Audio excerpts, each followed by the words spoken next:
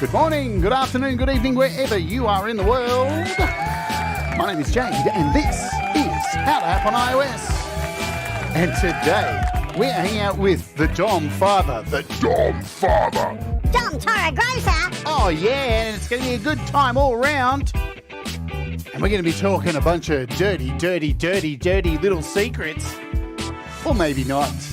So kick back for the next, I don't know, an hour and a half to 2 hours and hang out with Dom.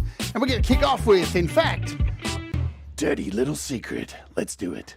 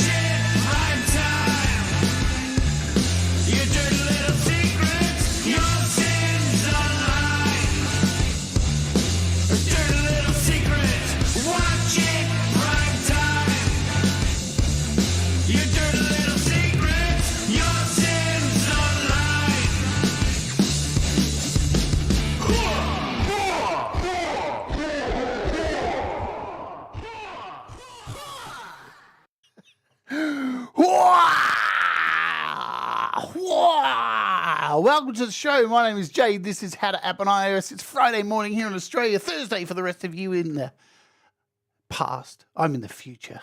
Guess what? We're all still alive. And I, it's Attack of the Skulls from Brad.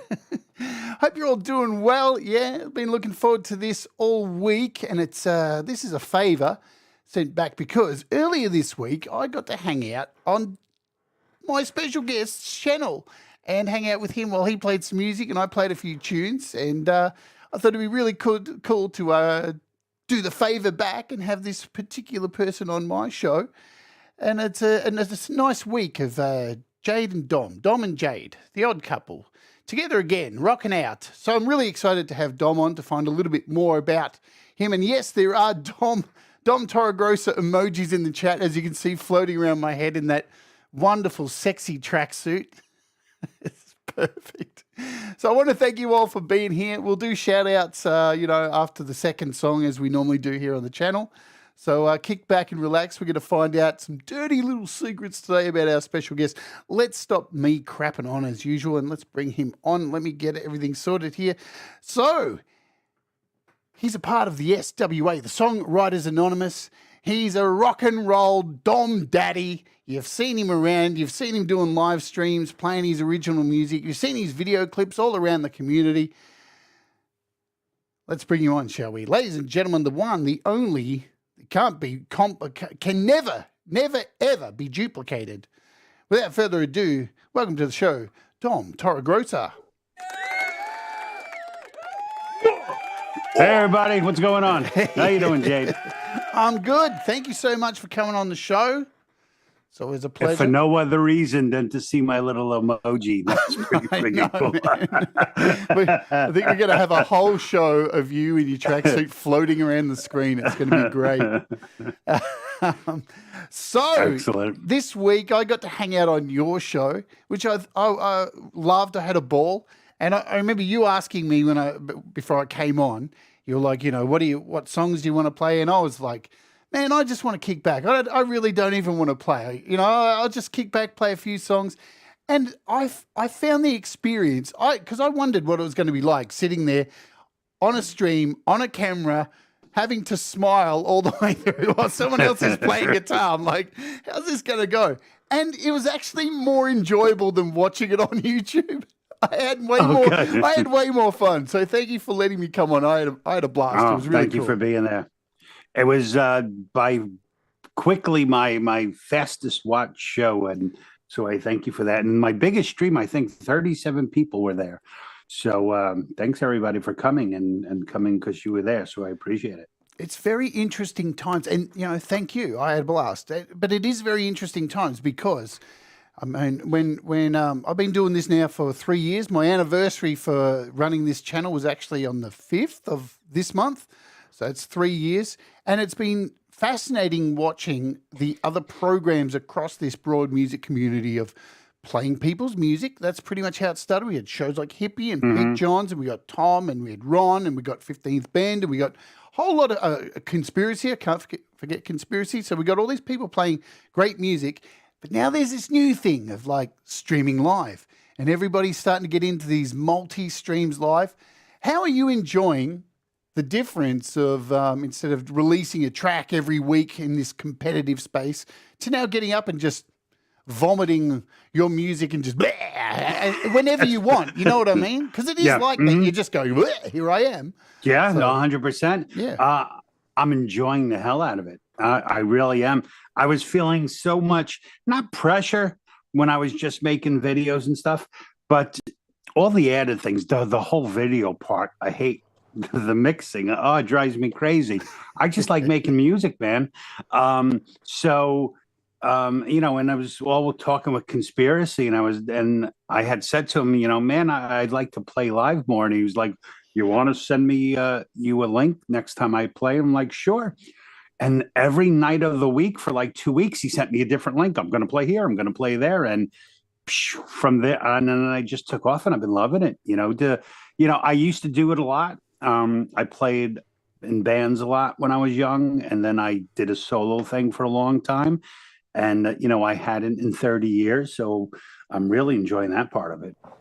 Well, we touched on this when I was on your show. I think a lot of this can go down to our good friend, Camp G Me, Gary May, who, you know, I remember first going over to Gary's show and I was enamored by him. I'll be honest. The first time I saw him, he was this crazy wackadoodle guy, just sitting there going, you know, we're having a good time. We're at Saturday night. We got Frank Chorizo here, and he's just a wild man. And I had to have him on the show, but he started off with these little, you know, group live streams, and it was a bit of a mess at the beginning. There was echo everywhere, and it was just so fun. It was a car crash. It was hilarious. But it's just got better and better and better people, and he's got better at working out StreamYard. And I think that's really been a good place for people to go, hang on, I can do this myself. Yeah. Oh, 100%. Yeah, it was definitely being on. I mean, I go on, I reserve, it's become a thing in my house. You know, it's 6:00 Saturday night. Dad's going to bed because he's getting up and, you know, at 10 and staying up until 4 or 5 the next morning to be on Camp Gmail. You know, it's probably one of my favorite things to do for the week. And it's not for the playing, it's for the hanging out with all the musicians, you know. Yeah. That's by far the thing I like best. After the show ends and Gmail takes off and we're all left on the stream and we just, you know, bullshit for hours, you know. Because he does tend to do that, just walk away. Oh, constantly, yeah, constantly. I remember a stream of his where I think he left for 2 hours. He just got up and left, and I wouldn't doubt it. Nobody knew where he was. We are living. I would not doubt it, because we are living in the future. Yeah, who would have thought? I mean, me and you, young kids, sitting there at home singing into a tape recorder off some American Top 40 or whatever we listened to. Me and you were probably metal at that time, Iron Maiden or something. Yeah. But who would have imagined you could just click a button and there we are sitting there in our room, playing to a cast of thousands. Well, not thousands, but yeah, you know, no, it's crazy. It blows my mind every day to get up and just click, and here I am, and there's actually people hanging out. Like it's amazing. Well, my first like big revelation for it was when I stopped playing music. I think the digital workstation, like I think the first Cakewalk or something was just coming out. So I don't even know about GarageBand, any of that stuff that you can actually record digitally until COVID. And I was just, what's this thing on my computer? You know, so that whole thing was just the mind blowing there. And right now that you can actually continue to be a musician from your basement, it's pretty damn cool. Sure is. All right, let's get down, eyes down, fingers ready to play. Let's kick it off.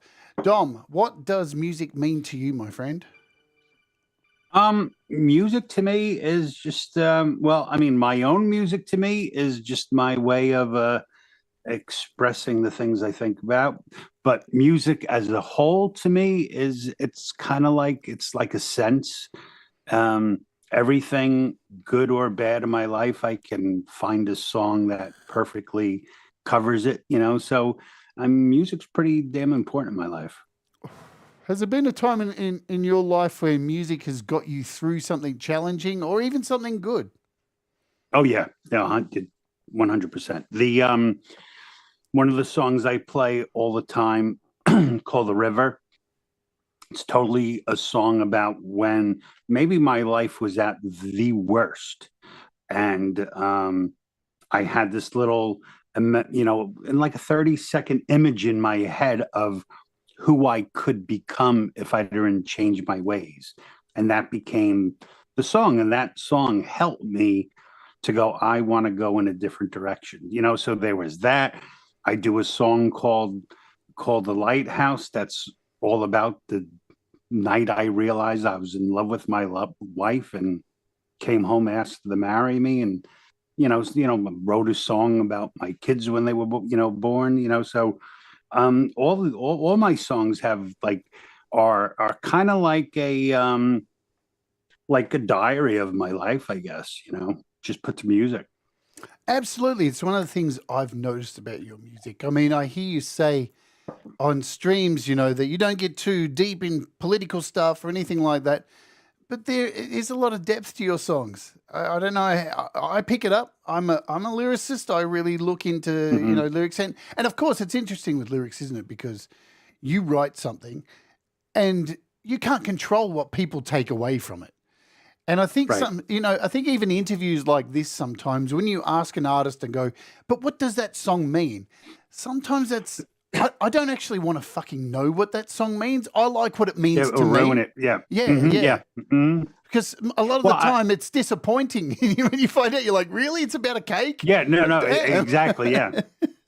I guess I guess for writers of self-reflecting writers, I guess what you learn to do and over time is stop letting it be so personally centered and just let it come out, in a way that more people can go, yeah, now I, sometimes when you make it too personal, it just isolates you from everyone else. So Yeah, absolutely. I want to thank you all for being here. There's like 33 of you, so thank you all. I'll do some shout outs hey soon. everybody. I can see everybody's enjoying the floating emojis across the screen. So, fill the screen. We love it. it's Awesome. I don't know how long that fad's going to last before it gets annoying, but whatever. I'll do something different in a month or so to keep the channel fresh. Dom, when you were a kid growing up, mate, do you recall the music that was played in your household by your parents? And Yes. And who were some of the artists, and have they influenced what you do today? My mother, Frankie Valli and the Four Seasons. Nice. She'd play it all the time. We'd sing it together, so like Frankie Valli, Frank Sinatra, Dean Martin. I was a very Italian household. My dad, he kind of, like say, he didn't really like music too much, but he did like, I would say he would probably more like the old country dudes like Hank Williams and Willie Nelson and stuff like that. And then I went right from Frankie Valli to Kiss. So that's when I switched away from my parents' music. We have a very similar timeline, I think if you were a kid in the mid 70s and you wanted to stick your finger at your parents, there was no band more suited to doing that than Kiss. Absolutely. So, yeah. they were prepackaged for teenage rebellion. Totally. Them and Alice Cooper. I probably missed Alice Cooper, but Kiss was more that, it was absolutely aimed at us. As soon as I saw Kiss, I lost it. And it's the irony is I turn out like, I even had the Kiss Your Face makeup thing. And you could buy it as this box called Kiss Your Face Makeup. And my mum made costumes for me. And I was always Ace Frehley for some reason. But who knew years later I turned out trans and I'm still putting on makeup. So the irony. We'll talk about Kiss in a minute because I'm sure it's going to probably be involved in this question. What was the first album that you purchased with your own pocket money and one that was given to you as a gift? Do you recall? I don't know if I can remember the first album I purchased, only because my aunt worked for K-Tel Records. Oh, wow. So, I got old school. I got all the Kiss albums through her because they were, a collaborative with Casablanca. So she used to bring me all my records. So I probably like maybe Iron Maiden's first album would be like probably one of the first albums, like definitely an Iron Maiden album, a Judas Priest album, or a Black Sabbath album would have been the first thing I would have bought with my lawn mowing money. Nice. What about, do you remember what was given to you? Because normally it's something you don't want. I know my first album I got given was from my dad, the very person who was like, you can't dress up like a girl or I'll belt you. But here's I'm gonna give you Poison's Look What the Cat Dragged In as a gift. I'm like, dude, are you kidding me? He thought they were women. He's like, he goes, I thought it was an all girl band. I'm like, dude. Thanks. Thanks for confusing me twice as much, and apparently you are too. I think the first album I was given was Dumb Ditties. Dumb Ditties. It had, it was like all like kind of funny rock songs that like it had Ding-a-Ling with Chuck Berry on it and Purple People Eater and all these silly songs. I've got to find this now. Let me find it. I think I found it. Dumb Ditties. Is this it? 24 greatest dumb ditties? Is that it? Let me have a look. I'm not sure. I'm going to bring it up. Is that it? It's a bad picture. Ray Stevens, Paul Evans, Leon Pullins, I'm a Nut. No? I'm a Nut. It could be in 77. It's about the right time, I guess. I don't know if it says the date that it was released. It could be it. I just saw it down. You saw it, and the one below it said 77. Yep. Yeah. Dumb Ditties. Here we go. Yeah. All right. So there it is. Chuck Berry, My Ding-a-Ling. Okay. Yeah. That's got to be it. Mm-hmm. Yep. There it is. Look at that. Man, you wouldn't see this get released these days on Spotify, would you? No, I don't think so. The kids wouldn't be jiving to this these days. No. The songs probably go too long for them, over 30 seconds these days, and kids lose interest. Yeah. We got Bobby Briggs, Billy Pressman, the Bermudas, Happy Go Lucky Me. Look at these titles, man. Nuttin' for Christmas. Now, that could be taken the wrong way, couldn't it? Oh man, awesome stuff. All right, let's get out of this silliness. Come back over here. So Kiss, let's talk about Kiss. Okay. Do you remember what was your first Kiss album? My first Kiss album was probably I think Destroyer, and then I quickly went backwards. But I do remember when on television they had a television commercial for the first Kiss album, and I remember looking at the picture of them in makeup and being afraid, and then I was like, oh, what is this? It's not Frankie Valli. And then, I'm pretty sure it was Destroyer. And then I was immediately in love, and then just went and got it, everything. Or maybe that's when my aunt started getting them. My first one was Unmasked. I was so fixated with that. I was fixated with that album. Why? Because it was around the time when everybody wanted to know who they were. Everyone was just so focused on them, and that's why they released it. And every morning before I went to school, they used to play video clips on television. So they play cartoons, and then they play a video clip. And they played Shandy every freaking morning before I went to school. And I just love the end, how in the video clip, they leave after their gig and they're all wearing suits, and the camera guy thinks he's got them. And it's just like the front cover of the album. And he thinks he's got them, and he takes a photo, and they turn around, they're still got their makeup on. I love that whole gotcha thing. I love that they really tease that out. Because for me, as soon as they took their makeup off, I lost interest, man. Yeah. It was like, gone.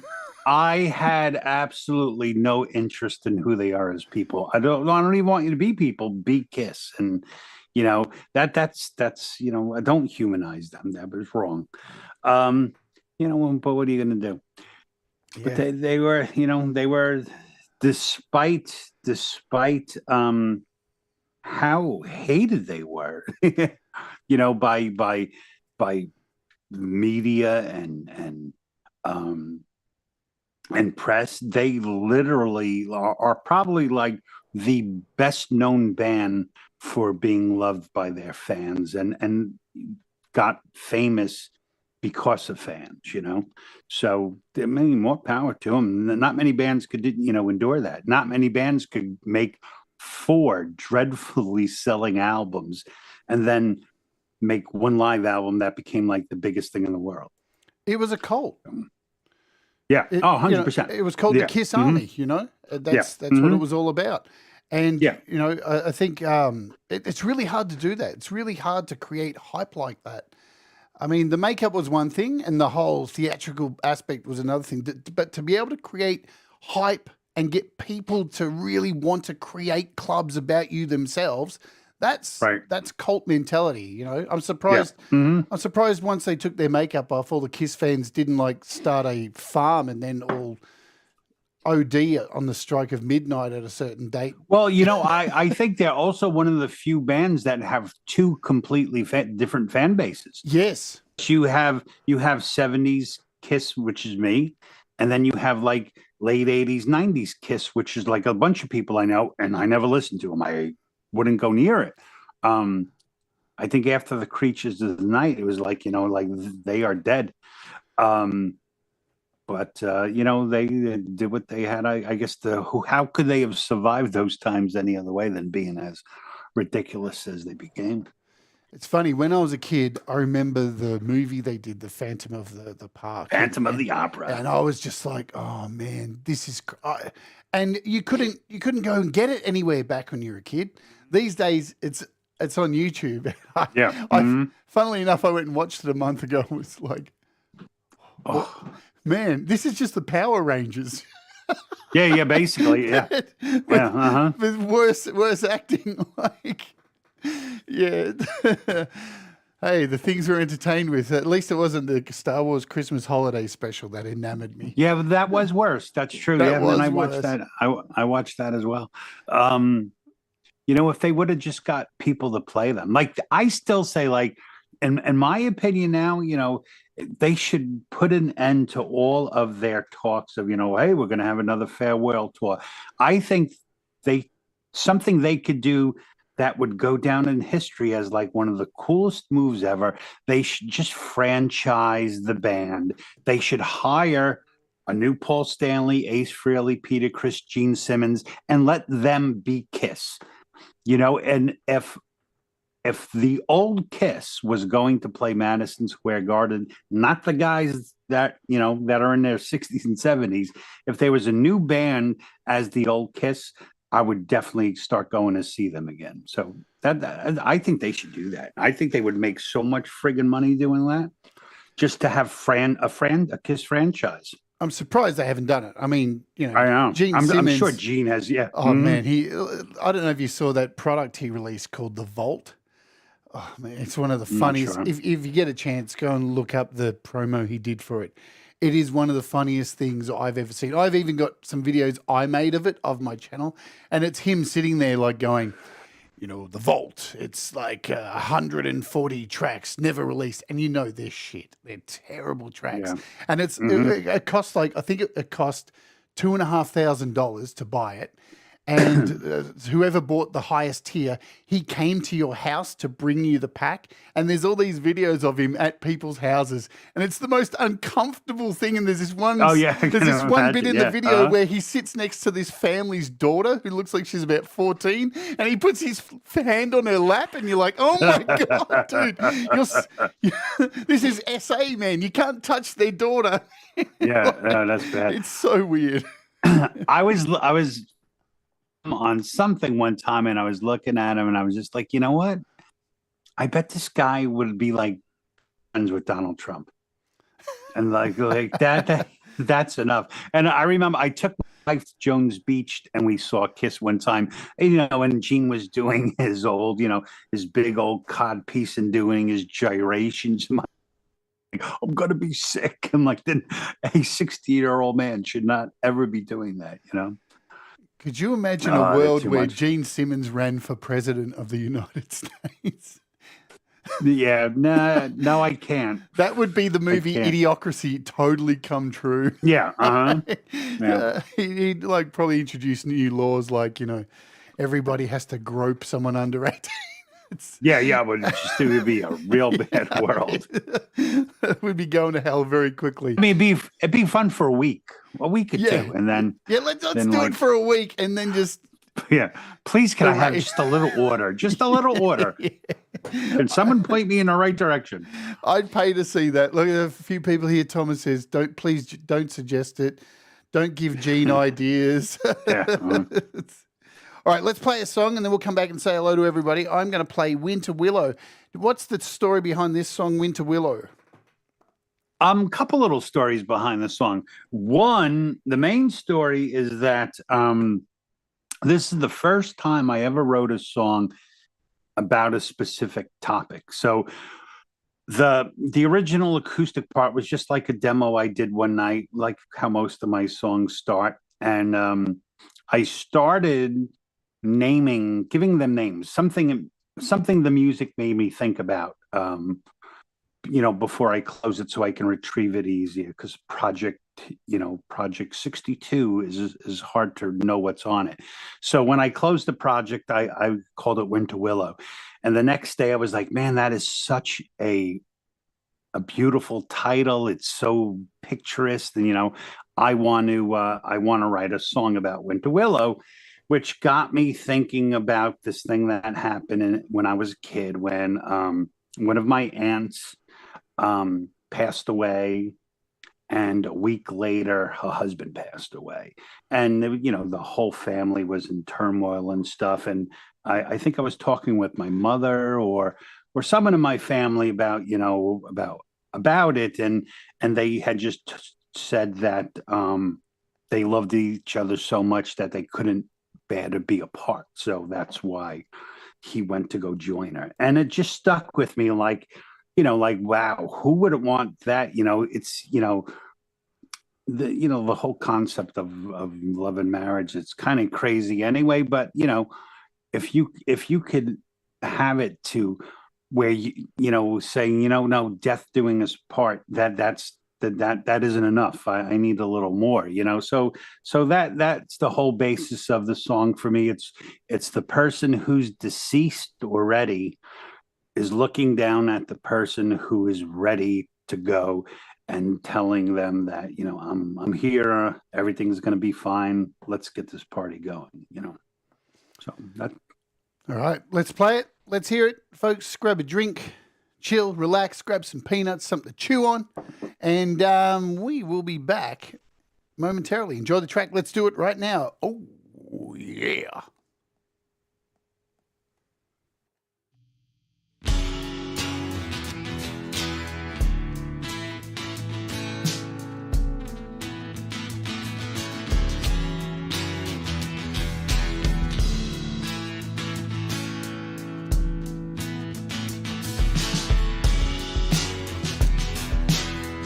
Standing here, waiting to see you.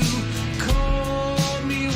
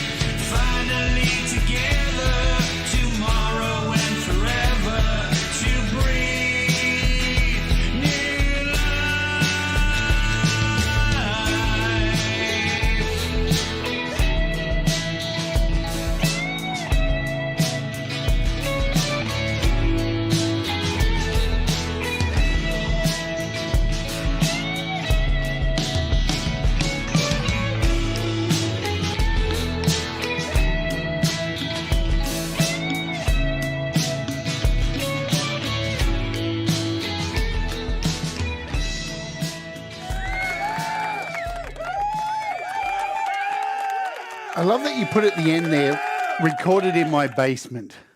They all have that somewhere because I can't get over that you heard like I was playing live. My sump pump goes off. You can hear my heater kick on, my dog barking.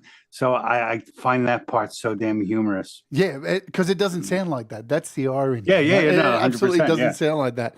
I'm gonna tell you one of my pet peeves, which I've never said this publicly before, because I see a lot of people do it with their videos, right? And please, people, don't get upset over it. I don't like when people put at the end of their videos, "Thanks for listening." Or "Thanks for watching." You know why? And now I'm going to explain myself. Right. If you've ever watched a Prince video clip or a Madonna video clip or somebody's, none of them put at the end, "Thanks for watching." You know what I'm saying?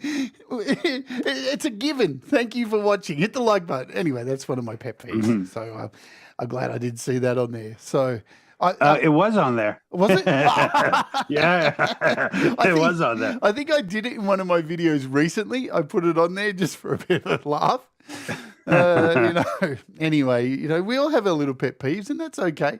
It's a great song, man. One of the things you manage to do with your music is put in very hooky things in your track, like that guitar line in there. That's the hook in there. The lyrics, vocals, great, but that da da da, it is just a hook. It comes back to it, and I think that's a really good skill to have, to identify a hook and come back. So, I really love that track. Well, I won't say I can identify them. I guess I could make them, but I don't really think. I mean, I don't think I'm making, like, I never go, "Ooh, I need a hook."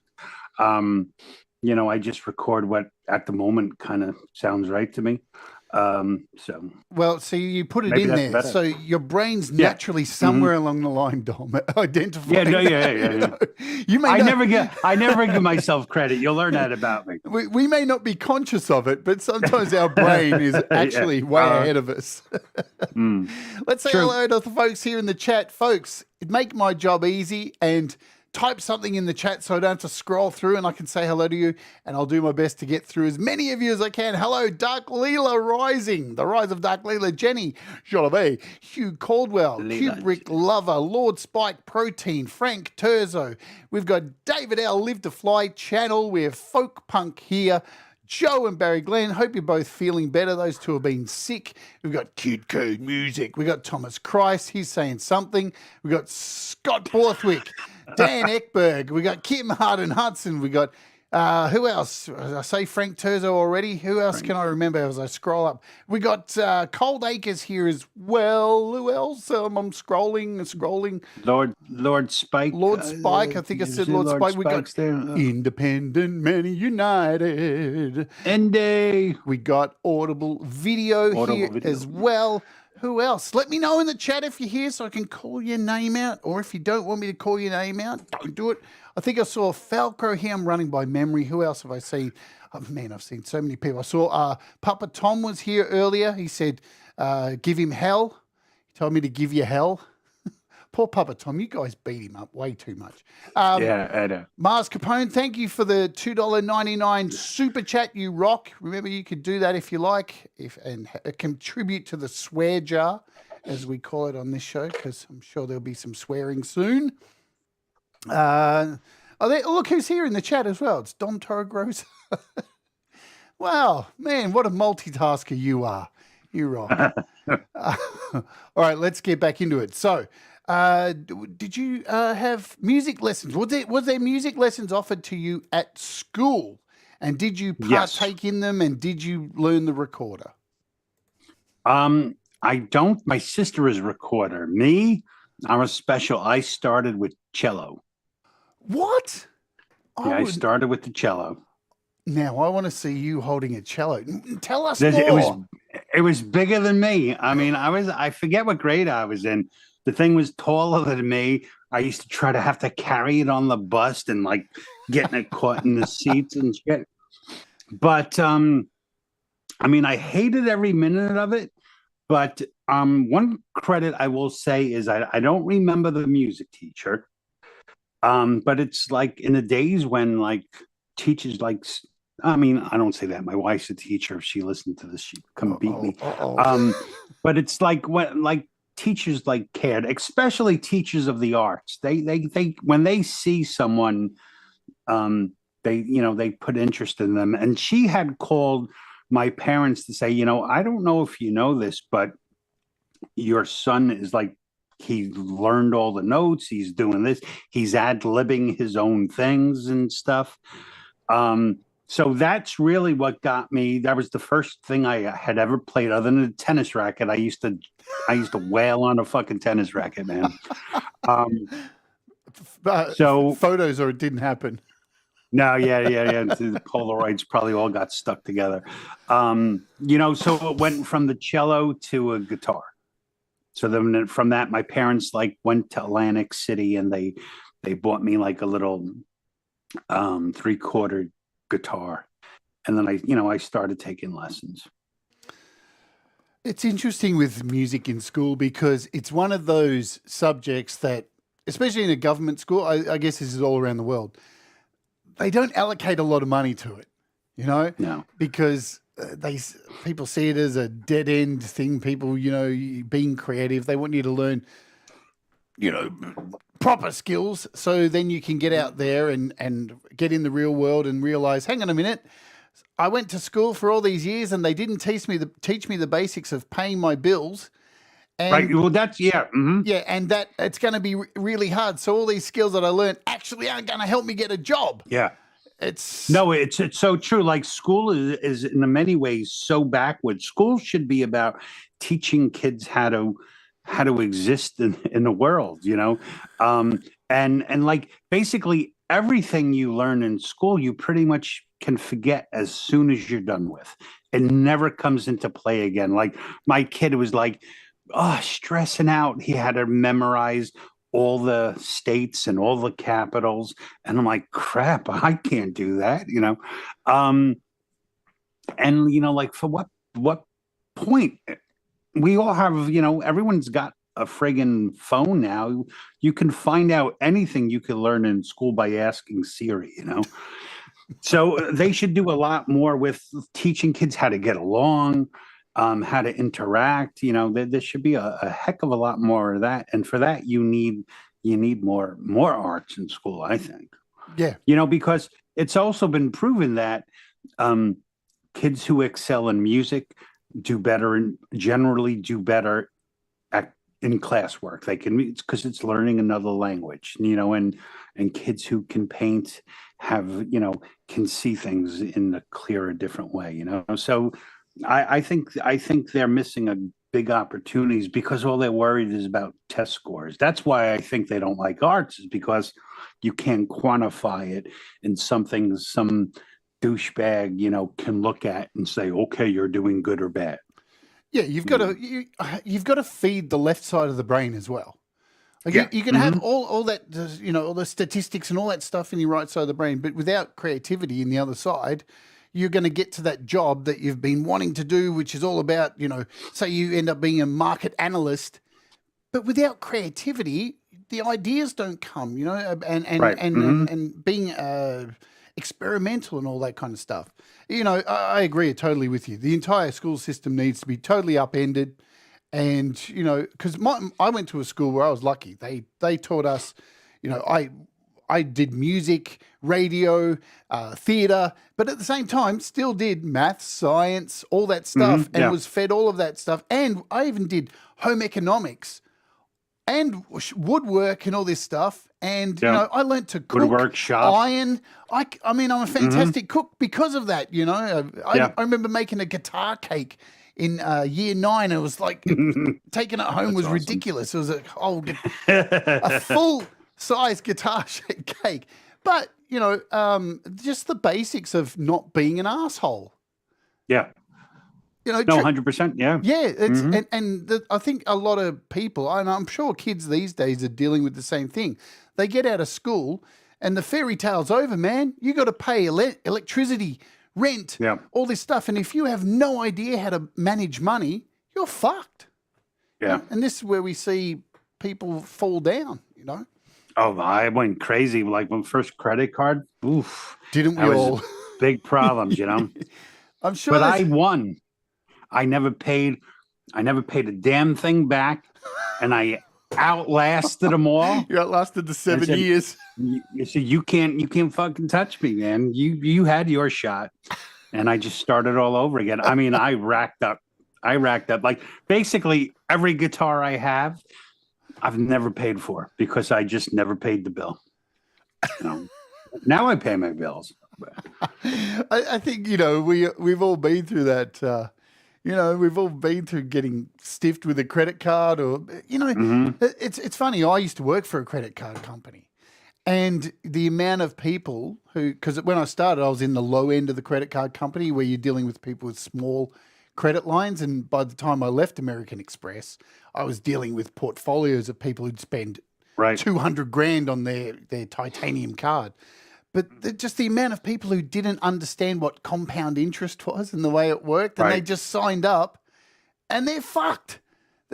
Yeah. And it was only a $2,000 card, and their whole lives are fucked just because of that You card. know, like, see, the way I thought about it is because that's totally me. My dad never told me about it, you know, about, you know, here's the golden rule you learn: never owe more than you have in the bank. Never, ever do that. Make sure you can always go, oh shit, the sky's falling, wipe out all my debts, you know.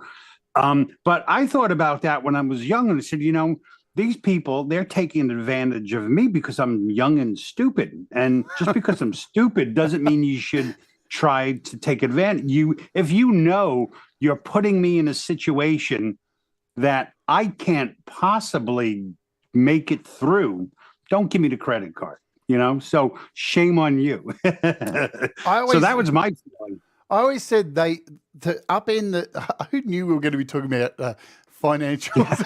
I love it where this show goes. But my thing, when I was at American Express, they'd call us in and ask for ideas. And I always kept saying the same thing. We should have a means test, right? If you're going to apply for a credit card, regardless, still do the tests on what people earn and stuff. But we have to test them on if they understand the interest system, how it's paid back. Like, and if they understand and are able to answer the questions, then they can have a card, at least for them. Because half my job was explaining how rolling over payments each month clocked up money. And, you know, and with American Express, it's one of those companies that encourages you to only spend what you can afford that month, pay it off, get your points, and then at the end of the year, you get a flight or you go do something, you know? Yeah. But people just, I don't know. Again, it comes back to education. People, we don't learn that stuff. So no, that's not taught. They teach you how to add, and then they teach algebra, which, you know, and one of the things too, man, here, because we're on the metric system, we learned all that stuff. My first job I walked into, the whole job was like rubber and foam and all this stuff that we had to cut and measure. And all the measurements were in imperial. And I walked in and somebody said, you need to go get me a 1/4-inch chair tip. And I was like, what the fuck is 1/4 inch, man? I just spent 18 years in school. I've never heard of it. What are you talking about, man? It's crazy.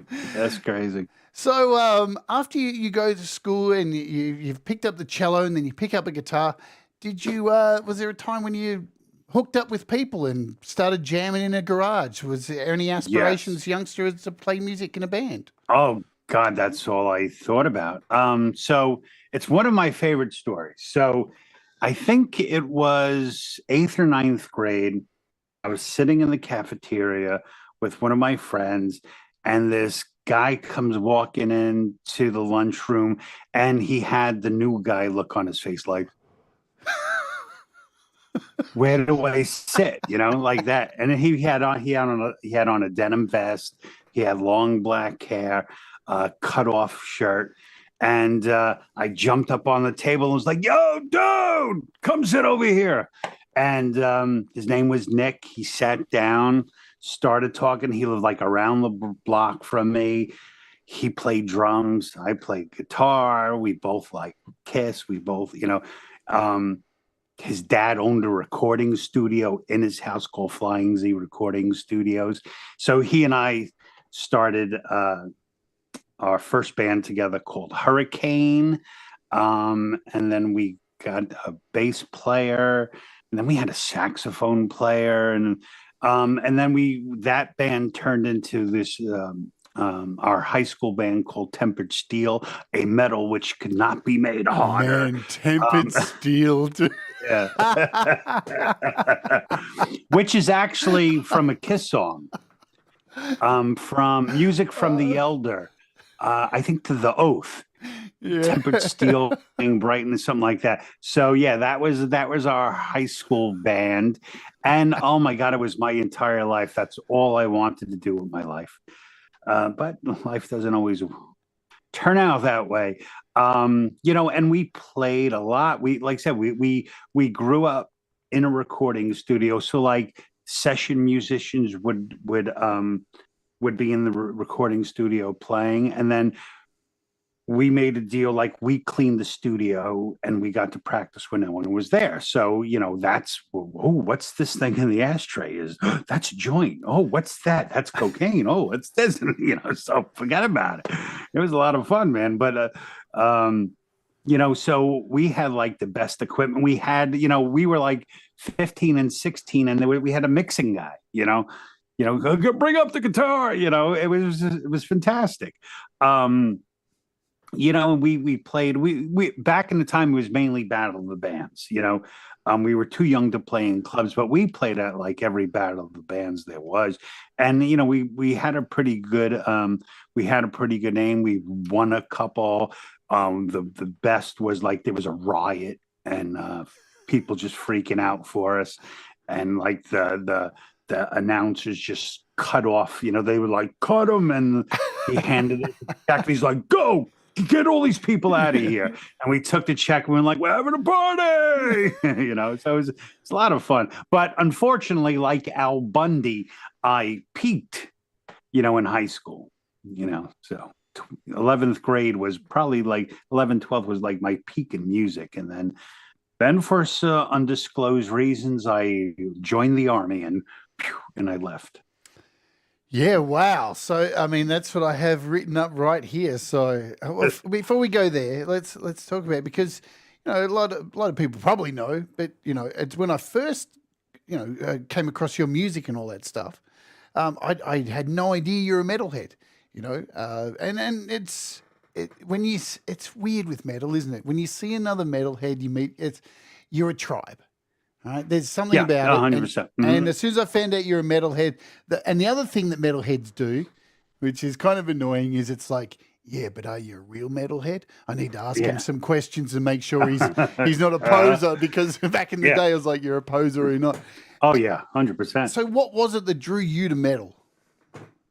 They spoke to me. The music directly spoke to me. It was about, it was like, it's still there's parts of life that just friggin' suck, and some people can't ignore it.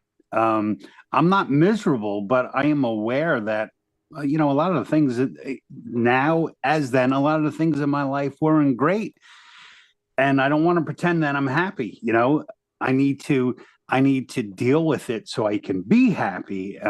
So metal was like talking about all the things that I thought were wrong, either with me or the world or with other people. And it let me go, okay, I'm not weird. I'm just, maybe everyone else are the weird ones, so it definitely gave me something to connect to. And it exposed me to a lot more things. Like Iron Maiden probably made me read more books than any ever, like Jesus Christ, he wrote a song, Phantom of the Opera, like, well, I got to go read that. I got to go read, same with Rush. I read all of Ian Rand's books, as much as I hate her, because of him, so yeah, it was the first time I really felt connected to people. Yeah. So alone when I heard metal. Absolutely. Again, it's kind of like that Kiss thing. It's a cult in a way. To me, I felt like I belonged somewhere finally. It wasn't I didn't have to listen to another song that said, "Ooh, baby, I love you."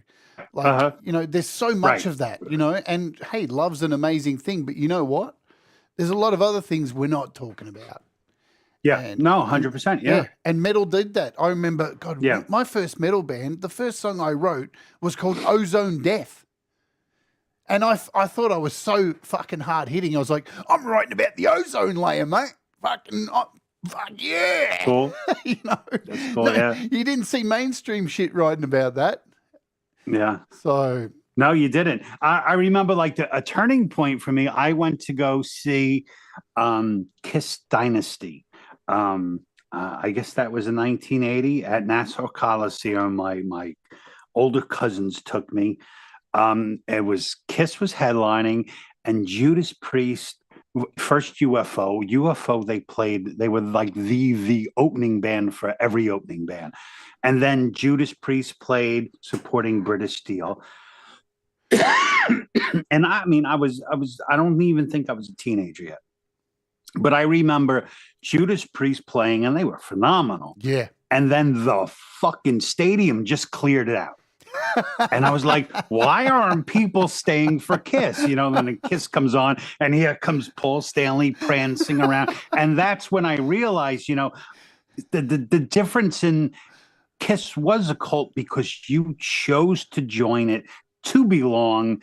And then I hear Judas Priest and I go, no, this is really what I'm thinking. That's the thing. Like, I still love Kiss, but it's hard to listen to now because they're just so dopey. They say nothing. They have, they stand for nothing, and that isn't necessarily so bad, but sometimes you need more than icing, sometimes you want a good cake there as well. And so then when I started listening to Priest, forget about it, and then Sabbath. Oh, man, the irony of all these dudes leaving, going, I'm here for Judas Priest, man. Now I'm leaving because this Ponce is on the stage. Years later, Rob Halford turns out to be gay as 20 bouquets of flowers. Who could have seen that coming? Here's the cool thing, I think, with Rob Halford being gay is that, back when it came out, there was really a dividing line. There's still a division of people, of what people say they accept and what they really accept. But I think in the metal community, people went, "Oh, Rob Halford's gay. Oh man, but he sings so fucking good." We didn't give a shit, man. Yeah. It's just like what he does with his voice. I don't care what he does with his mouth. Yeah. So I think maybe maybe a lot, especially because metal was so testosterone driven and aggressive. Then you had to accept, because there's no way he could not be the metal god. If Rob Halford was not the metal god, life would just crumble. So anybody who wears a leather cap is gay. Yeah. Well, he said it. He was like, well, that's where I shopped. I shopped in all the gay shops. They got my whole look from. When I came out years later and went to my first Mardi Gras or Pride here in Australia, and went in a parade, and there's like, here in Australia, the parade here is just bonkers. It's like 300,000 people there. It's televised on TV. It's crazy. And I was just looking at all the floats going, it's just like 200 Rob Halfords on a float. the leather float was just, hi, I'm Rob Halford. It was amazing. That's funny. All right, let's play another song, and then we'll come back and we'll talk about we'll get a little bit deeper into your story. We're going to play right now, Opened. Let's play it and we'll talk about it when we come back. So folks, kick back, relax. This is Opened. Just let me cue it up, make sure I'm all good to look professional. This is a good cigarette song. Yeah, we got 6 minutes, so chill, relax, folks. Let's do it. This is Opened.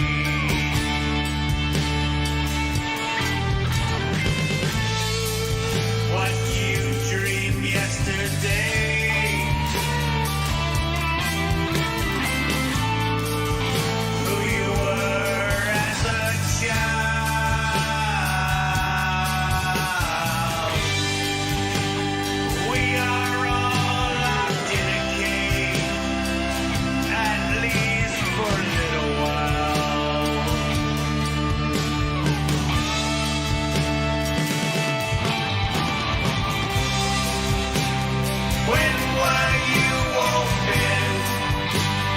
open your eyes to see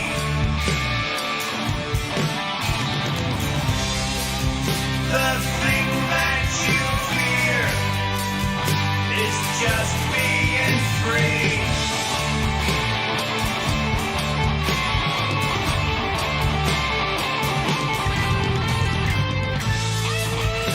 So on and on it goes, for each a part to play,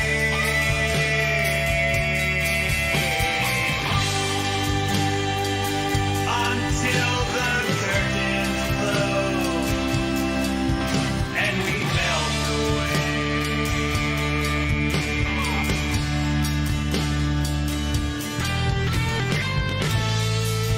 Are you feeling disenchanted with the thoughts in your own mind?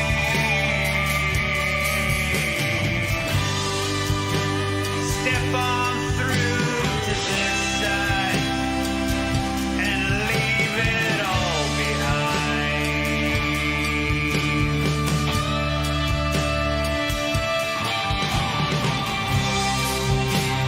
When will you open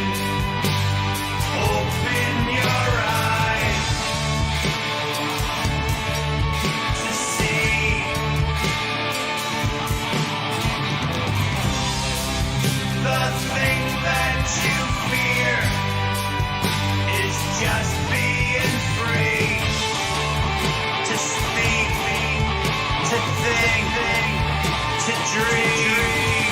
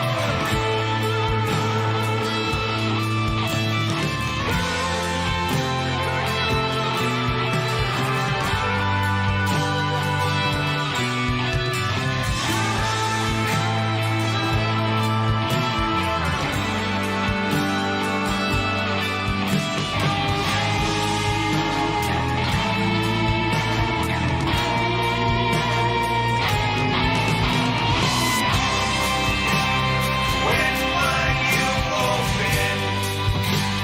open your eyes to see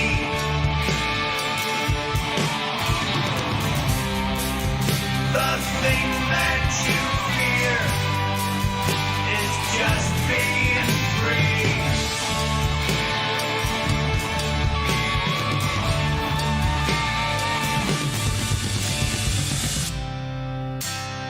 When will you open your eyes to see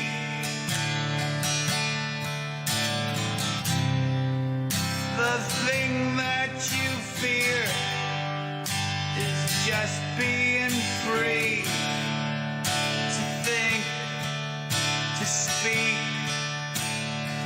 to dream? When will you open?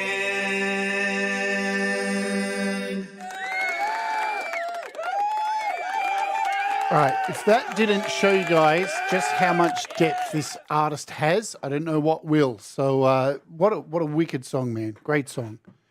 Thank you. There's- Appreciate it. There's a lot of really good messages in your songs, you know. It's one of the things that I have noted. I do pay attention, even though, folks, you probably don't see me typing a lot in your chats. I'm always watching. But I'm a pervert. I'm a peeping Tom. I'm a peeping Tom for Dom. Let's just say this too. Chris Lane, we wish lots of good thoughts out to Chris Lane because he's on a storm watch at the moment. And dude, I hope you don't get hit with that. Oh, Jesus. Yeah, he's batting down the hatches there. And we hope he's lucky he's not streaming today because his picture would be heaps worse. We are. Yeah. We are streaming in 3 hours. Oh shit, he is too. You've got the happy hour. Oh my god! Yeah. So that could be a disaster in the making. But No disasters at the happy hour. We just shuffle. We just do something else.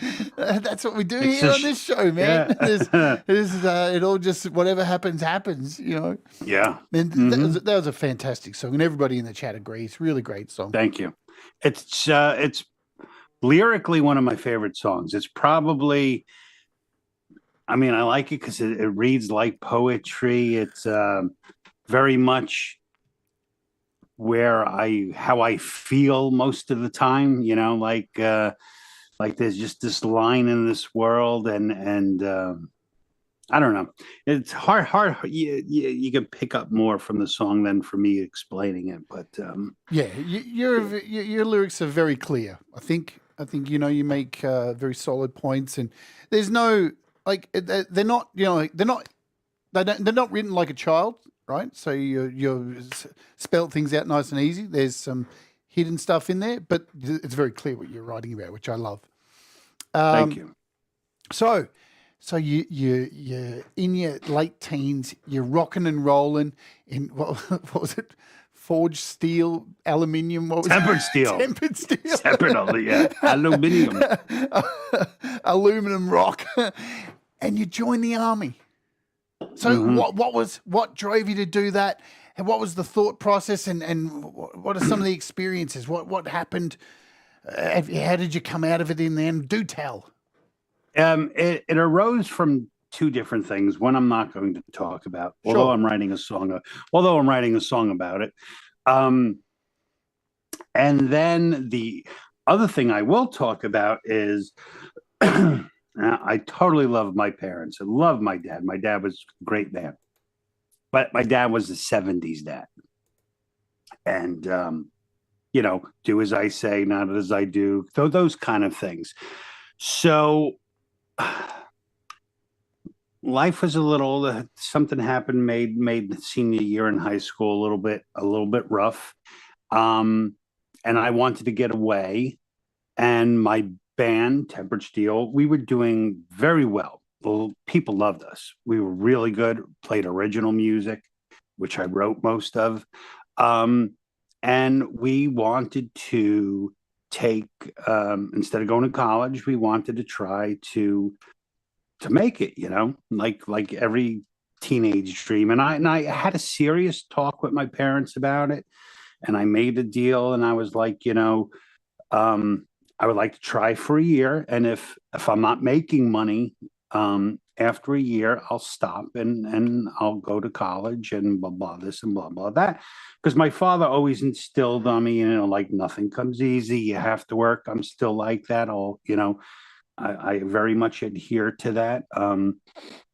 But I wanted to strike while the iron was hot. I mean, the whole world was at a place, and I knew it. My parents didn't know, where I could be successful, because I'm right there with, you know, like how all the bands were flocking and getting famous, you know, luckily, because it probably would have only lasted a couple of years till the roof came crashing.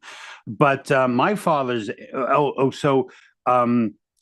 don't know where it got and how it went wrong, but basically, my father said, you know, you're an idiot. You'll never amount to anything.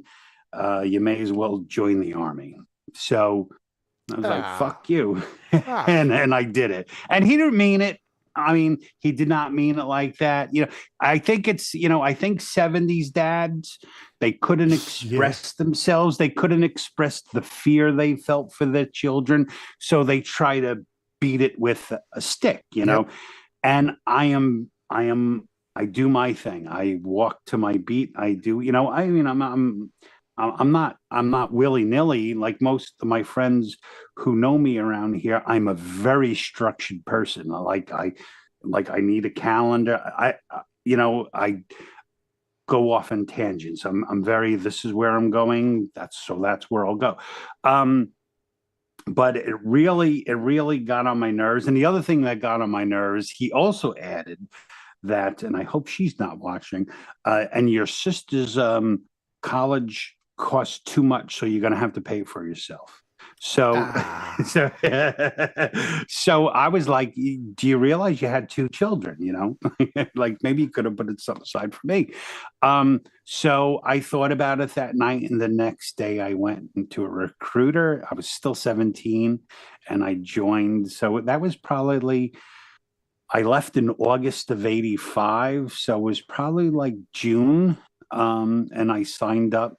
And I actually had to have my parents give permission. They had to sign since I was underage, and I left.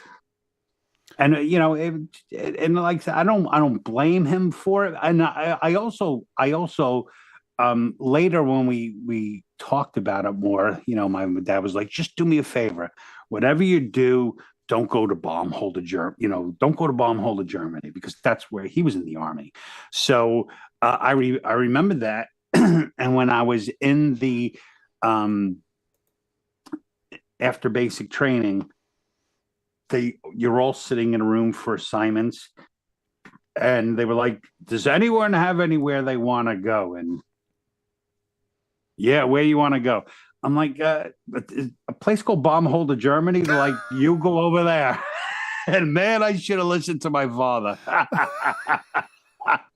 Always the rebel. Always the rebel. Yeah. I was like, oh, that was not a night. I mean, it was a great place. When I was 17, I was in Germany, man. And I was like, I had the time of my life, I really grew up a lot there. So I mean, and if you ask me, I think you want to be an American citizen, go to the army. Don't pay for college. You don't get paid for the army, and you don't pay for college because it's your country. We should all have some responsibility for defending it. But luckily, I don't have to defend it. But it was good, and I played in bands there. I played in a bunch of different bands. That's really when I got into punk a lot more. I played in a couple like hippiecore, hardcore kind of bands. A bunch of us, we rented out like an abandoned building, and we called it Club Baby Seals. And we used to put on our own shows and stuff. Yeah, it was such a great name, right? Club Baby Seals. That's great. It was a lot of fun. So, Kubrick Lover asked, did you like the army? I did. I love going in the field. I love when we played war games and stuff. I mean, I was in such good shape. I literally would run for 2 miles, smoking the entire time. I would be out drinking until 4 a.m. and ready to run at like 5:30. So I was in such damn good shape. I don't know what happened. But like the military is much like corporate America, where you have to listen to people who just toe the line and can become your boss, even though they're idiots, just like in corporate world, and there's nothing you can do about it. So it runs very much like that. And so I got busted like 3 times in the army. I almost got kicked out of the army because again, I was in the army in the 80s, partying like crazy, like how most kids go to college. That's what I did when I was in the army, except I had a weapon. And almost everyone in my squad was kicked out of the army for drug usage. Wow. And which I was just as guilty, except I'm bright. I was reading the book. I was reading the codes and conduct, and there was this little section that said, if you turn yourself in for a drug problem, no action can be filed against you. So the next morning, I went to my company commanders and I said, I have a drug problem. I can't stop using drugs. And the last 3 months of my military career, I was in like some kind of rehab thing. And that's like the only way I was able to not get kicked out myself. But, and I remember I was like in one of these meetings and, it was crazy. Like, I mean, I'm not saying that like addiction isn't crazy. I wasn't addicted. I was just like, I was cutting loose, I was a suburban kid, first time away from his parents' thumb. And they said, you're going to ruin your life. I'm like, I'm not going to ruin my life. This is your life. It's like you pay for my house, you pay for my food. I'm going to have fun when I have to work. I'll work. So I'll be all right. And it's expected to happen anyway, because remember, as we talked about earlier, school doesn't teach you the stuff that you need, the fundamental basics, and then you get thrown into something. Well, you sign up for something that's so adult. I mean, it is an adult thing to join the military. There's responsibility, and this is a life and death thing. You could get at any time thrown into a situation that could really fuck with your mind later on. 100%. So, I like I said, I was lucky that I never had to see any kind of action. I did have a couple incidents where I had live ammunition and stuff.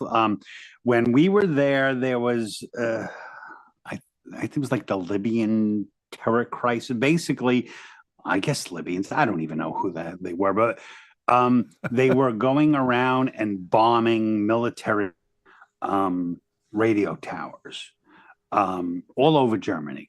So we were dispatched, and we used to have to go on like constant guard duty for people passing by.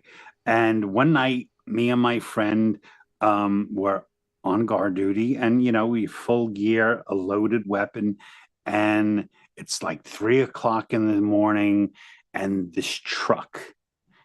We see this truck coming down the road. It's the only road, only car. The only thing around is this military installation. And he's slowing down. And he pulls off to the side of the road. And me and my friend like, oh, shit, man, we are on. And it was the first time I pulled him, off of safety. And we pulled our weapons on the guy. Made him get out of the truck, and the man was just in a friggin' panic, and it wound up he had a flat tire. But it's like it's shit serious. It's like because you don't know. I mean, and in part they instill that on you. I guess they the whole thing is that you have to rip down the cells so you can operate on instinct, which I guess they did. But so that was that was like the only like real scary time for me in military. I had many scary times in the Army, all on my own accord. but these days the Army has a little bit of extra help with military training because we have video games, which are absolutely primed to get you ready to shoot the hell out of anything you want. Yeah, right. Didn't they promoted their own video game for a while? I'm sure they did. Didn't they? Yeah, I'm sure they did. I forget what it was called. Yeah, but I think that is just like a sales tactic. I mean, because unfortunately, they are feeding on the disenfranchised. That's the backbone of the country, and they just like KISS, they target disenfranchised kids that you'll have adventure with us. Yeah, it's part of the reason the political system is the way it is. Without getting political, keep poor people, desperate, and it fuels their needs for, we know how it works. There's no conspiracy theories about that. That we are living in a world of hierarchies of political people and companies at the top there.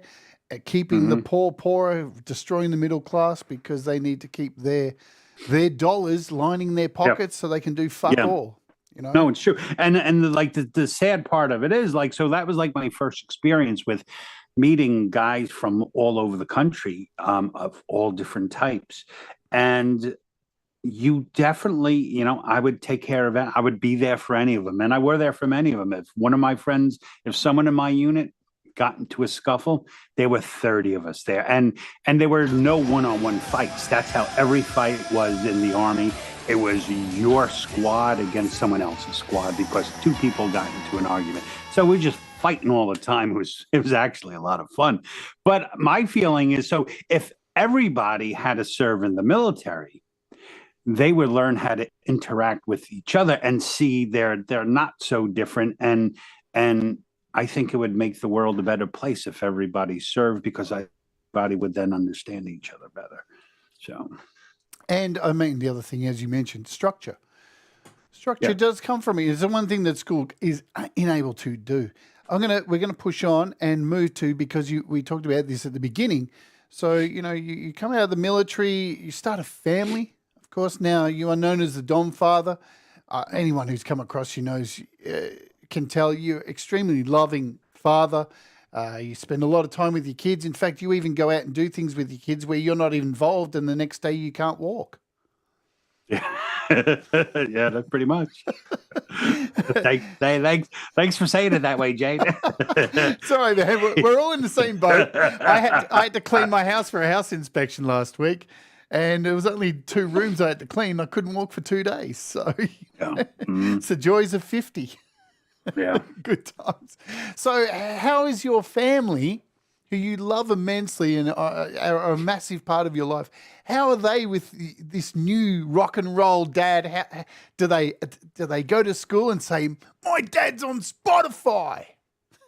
My youngest did go to class and say my dad's a rock star. He's kind of he's on YouTube, but they both tell me like, hey guys, I got 800 subs, and he, like, my son will turn his iPad to the show he's watching, and the guy has like 10 million.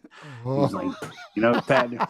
But it was my eldest son who told me, if you noticed, all my original videos, I was never in a video until I did the song called Shine. And it's because my son, who is 8 at the time, said, if you want to be more popular on YouTube, you have to let people see you.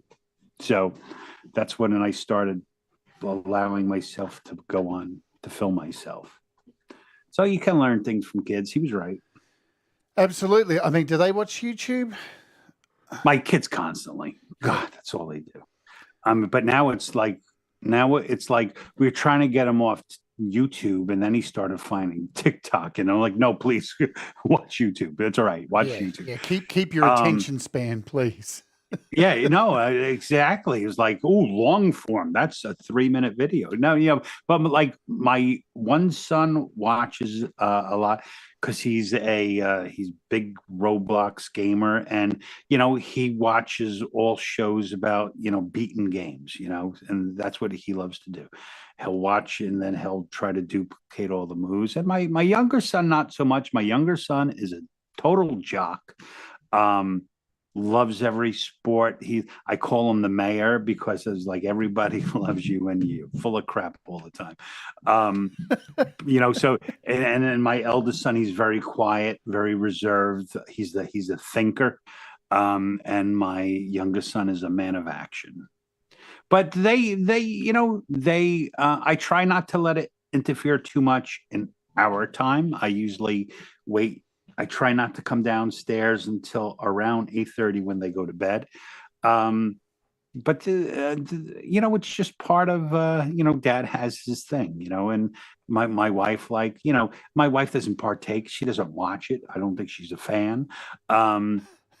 She was happy when I started Songwriter Anonymous because she don't have to hear the same song 30 times. Now Chris and Neja have to listen to my damn songs over and over again. So she's like, and she does her thing, I do my thing, and then when I'm not doing this, then then we hang out together. You hear that, Chris? You are now officially Mrs. Torregrossa. Oh, he knows. No, I think it's really healthy too. Like, for children to understand that they need to have, like, a parent needs to have their own time to do things as well. Yeah. because it teaches them too to be exactly the same, to grow up with that instinct of, even healthy relationships, be it with kids, be it with a loved one. You need your space. If you're constantly living out of people's pockets, you're going to end up not fucking that person after 5 years. It's going to be 100%. separate bedrooms for you. Yeah. Mm-hmm. Yeah, absolutely. No. Now, you mentioned too that a lot of this came from starting music again, came from the inconvenience. So I know for a lot of people, the inconvenience I call COVID, because for a lot of people it was. And I always mention this in the interviews because it was a time when, man, we didn't know what the fuck was going on. And some people went down some paths of thinking this was a world conspiracy where everyone was just trying to destroy humanity. And it's like, dude, they don't need to start a virus to do that. They're doing that already. Right. Like, yeah. Mm-hmm. But for a lot of people, they lost jobs, and a lot of people this affected. A lot of people died. But then there was this group of people who were like, hang on a minute, I get a chance to reset. I get a chance to start something new. I get a chance to breathe. And for a lot of people, they weren't able to breathe. So it was a very mixed emotional period for a lot of musicians I know here. We got the chance to, I started this, you started music. How did this whole COVID thing hit you? What was your experience during that time? I mean, that was my exact experience. Before COVID, I was a different person. Still the same person, but dedicated to, like one of the tough things about living in New York is you have to survive in New York. To survive well, decently, you need to make a decent amount of money. So my life was about making money, and I did well. But I'm talking about leaving the house at like 5 a.m. and getting home at 7. And for like 20 something years, working for people I came to not respect so much because of the way they went about things. So when COVID hit, the place I was working out of nowhere just pulled the plug. I was working like 2 days a week. And then schools got shut down. My wife was a teacher, so she was able to teach from home.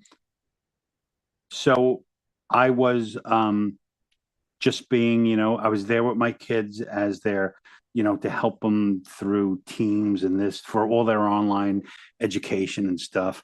And then when everything really got shut down, then we were all home together. And I remember the day because I had nothing to do, and I just went on a tangent and I ripped every shrub out of my property and I replanted everything. And I was just going like manic, man, because, when you're used to working all the time and when you have a lot of time to yourself, you have no idea what to do. And my wife looked at me one night. She's like, you better get a fucking hobby. You're driving me crazy. And she's like, you have all those guitars downstairs. Go play one. And I was like, yeah, all right. Okay. Gotcha, babe. And, if she only knew. And so that's what started. And it started off, I was like, it had been 22 years since I had played a guitar. So I was like, I was just going to try to become a better guitar player. And, the pull of songwriting has always been so strong in me that as soon as I did something that sounded good, there went the learning how to play guitar. Now I have to write a song. So it's kind of started that way. And, it hasn't really stopped. So I'm going back to what you said. So I felt guilty for a long time because COVID was one of the best times of my life. Same. One, because I was a 53-year-old with 2 young kids. I got to spend 1.5 years with them every day. We got so close, doing so many things together. I was there. I was taking, we go into the park. We did so much shit together. We have a little house up in Pennsylvania in the woods and we spent like we used to joke like we were there so much we could leave milk in the refrigerator, and you know, and so it was like a year and a half of campfires and board games, and it got to the point like, and it was so bad where I used to work. It was like, if you want me to come in, give me the cash. You give me the cash, I'll come in. You know, no more of this. I'll pay you. So at some point, I just quit. And then I just stayed home. And so when COVID started, I was one person. And when it ended, I had a new job close to home, maybe not making as much money, but I was 10 minutes from my house. I drop my kids off to school every day. I come home for lunch. I walk the dog. I'm with people I like. And now I have, so my whole life changed over that time of COVID.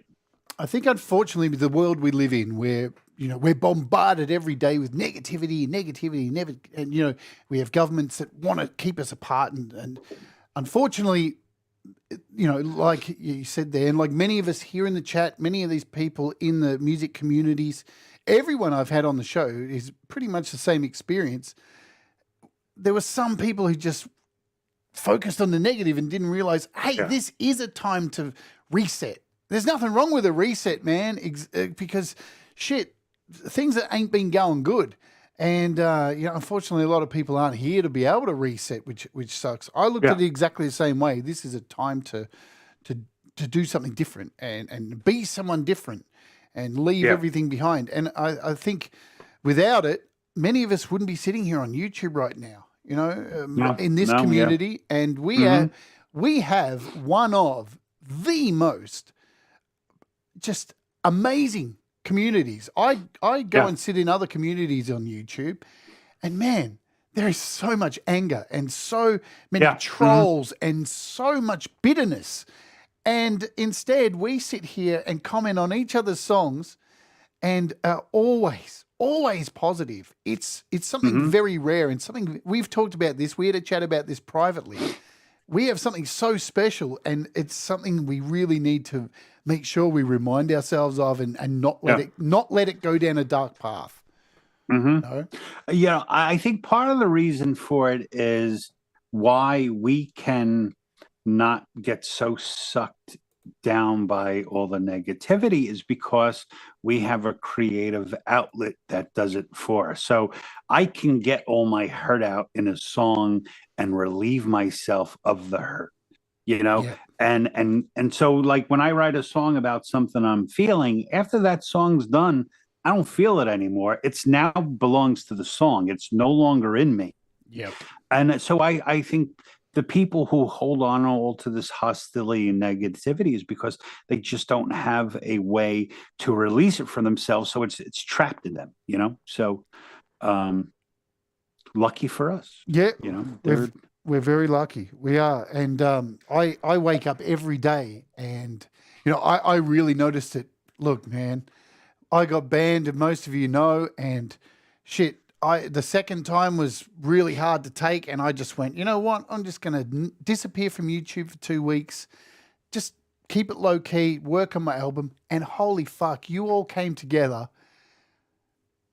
fucking blew me the hell away, and it just, and I've seen it before. I've seen this before, when somebody's down, Hippie does it all the time. All the money that people donate, he'll very quietly on the low down send someone something. And this community has done this the whole time. So in a way, I wasn't shocked, but I didn't expect it, because it just shows how amazing this community is. It's a beautiful thing. I came from insult rooms on Pal Talk, and that was a horrible place where people would dox me.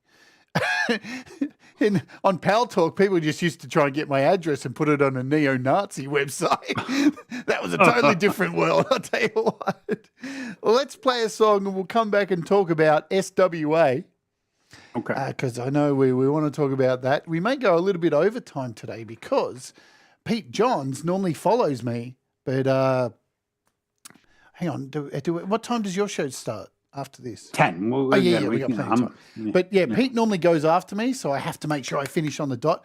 But Pete's now changed his show to go before me. So if we need to go over 10 minutes or so, we can do that. So I'm going to play. Sure. I'm going to play What Went Wrong. It just feels like the right moment to play that. You know, do you want to tell us about what went wrong? Well, this was, like when I was saying the other day, like I try not to let my political views be known, or not necessarily political views, but my world opinion. I'm not in favor of. I'm not saying I'm not in favor. A lot of people, or a lot of music, tends to want to tell me that I'm wrong for thinking the way, and even if it's for a noble reason, I think it's just as wrong to be against people who, it's still all people against each other rather than, everyone has the right to think whatever they want.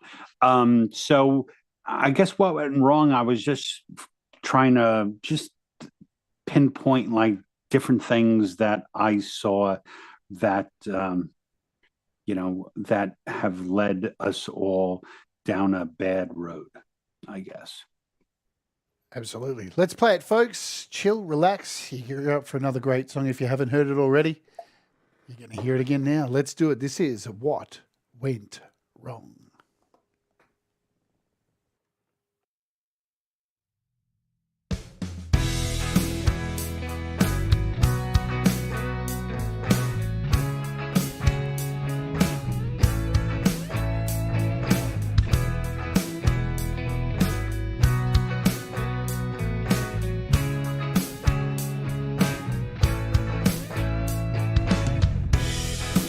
Hey, what went wrong with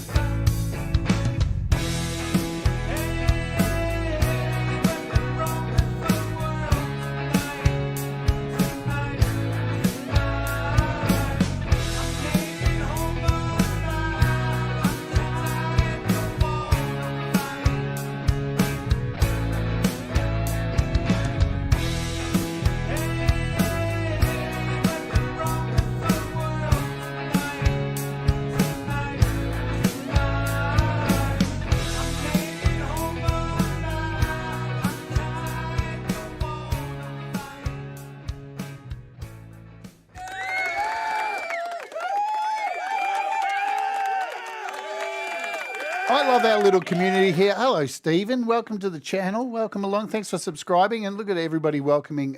Man, it just rocks, doesn't it? Just rocks. Another great song. Dom.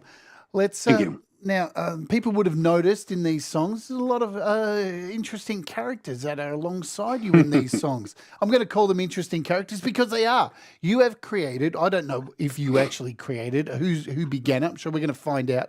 But a stable of unique artists that come together and critique and offer suggestions, pick on each other, and just have a beautiful camaraderie, and is inspired by participating. If you don't participate, you're out. So this is called Songwriters Anonymous. It's a Facebook group. Tell us about how this all came about and how you got this thing going. Okay, so I was, before I even got on YouTube and Facebook, my goddaughter had asked me to take a music production class with her on monthly.com. It was some stupid class taught by this guy, Ryan Tedder, who people like really loved. And I was like, who's this guy?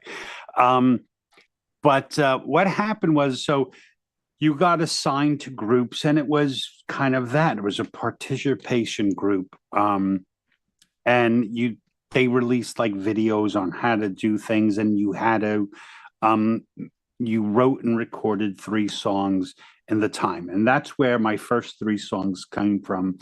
I recorded The River, Starship Funkatronic, and a song called The Lighthouse, or My Angel at the time. But what I noticed was, first I noticed how many disillusioned people there are that really in the beginning believe that playing music online was their path to success, like they were going to be discovered. And so generally they were young people. And I quickly realized the group I was in it started getting subdivided into smaller groups. They were like the cool, we all look good. And then there was the old people group, and I was in the old people group. And I was like, man, this ain't fucking right. And I was like, you know what?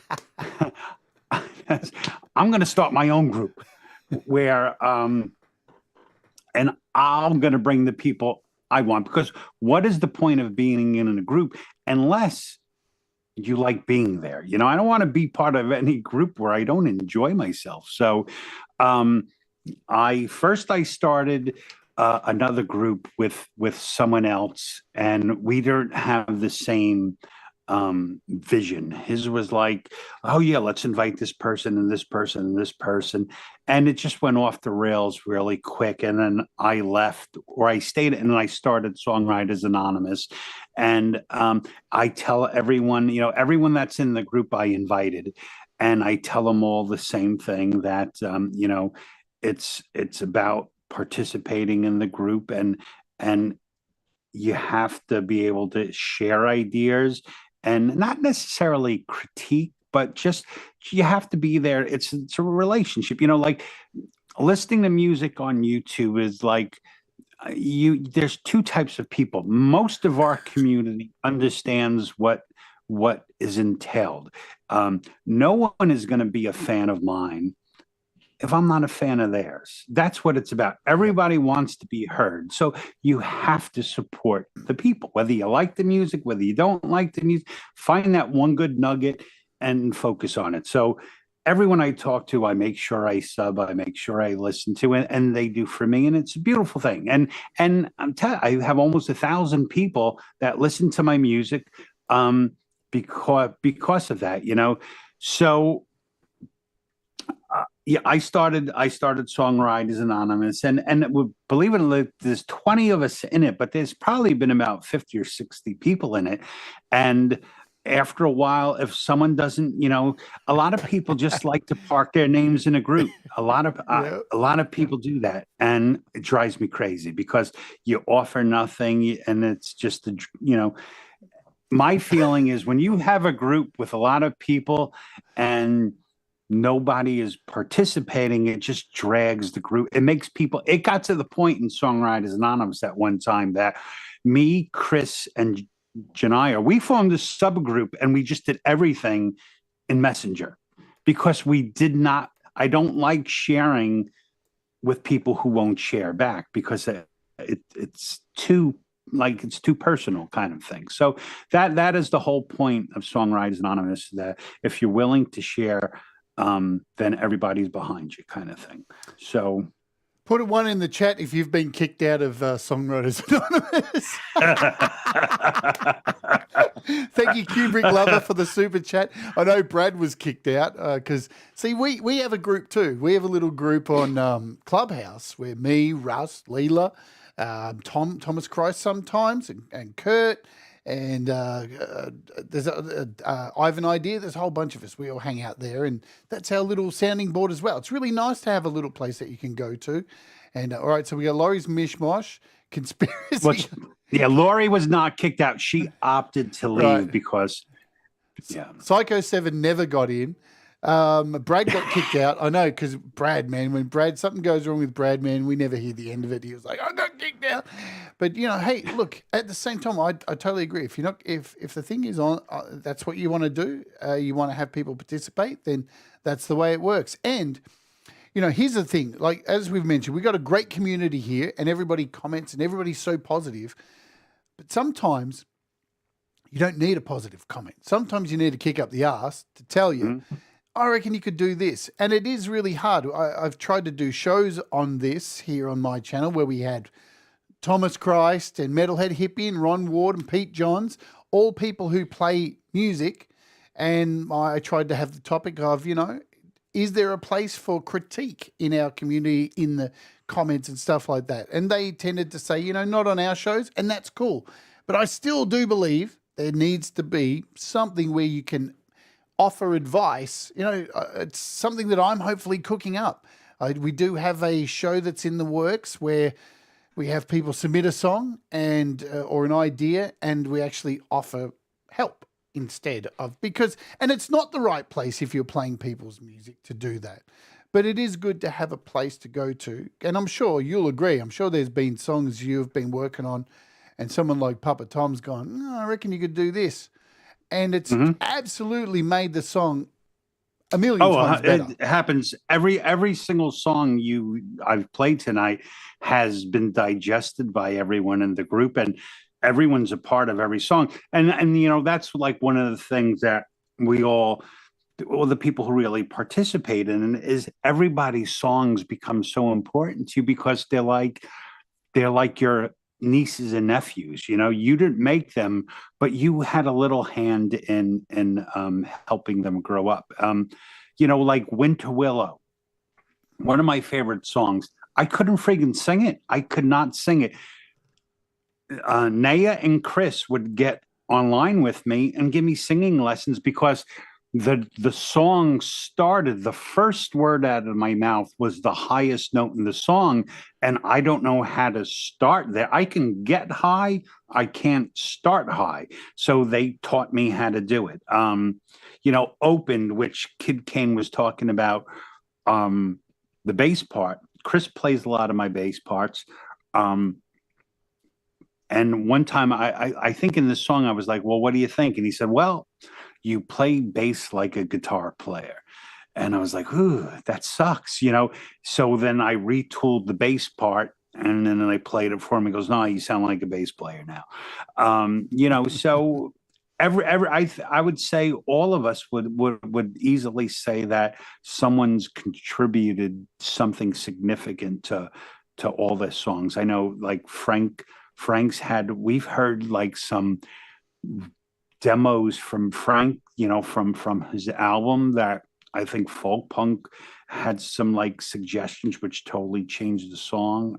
All of us. So, we were all thankful that we get to do it together. And nobody's, Chris and I can be harsh with each other because we love each other, and that's just the people we are. Like, he knows my intentions are always good for him as his or mine.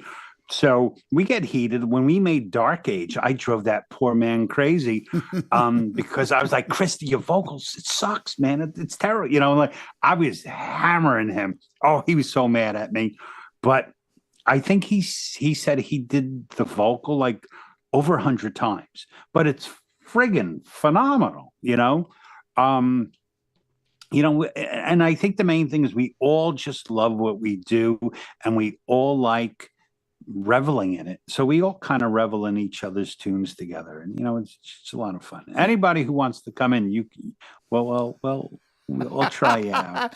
We give a month. We give a month. Chris and myself, we go through at the end of the month, we bring up how many responses and the low man on the totem pole and buy. You know, because it's just, you know, it's there's that military, folks. Pretty much, yeah. You know, but very militant. You really hoovered up the stars, man, and many of them been on my show. You got Puppet Tom, you got Folkpunk, you got Frank, you got Chris Lane Senior, and one of my favorite artists, Neja Medved, is my queen. She is my queen. She's one Ours of too. Oh man, everything she could shit in a container and send it to me, and I would love it. You know? Oh, she's done that. We love it. It's great. Yeah. Oh, yeah. We'll send you the video. Oh, please do. Because, no, but she is just that good. And you know, she is that creative. She could turn shit into a container and it would be amazing. It's true. You know, I can't speak more highly of Neja. Yeah, she's the definition of an indie artist. Yeah.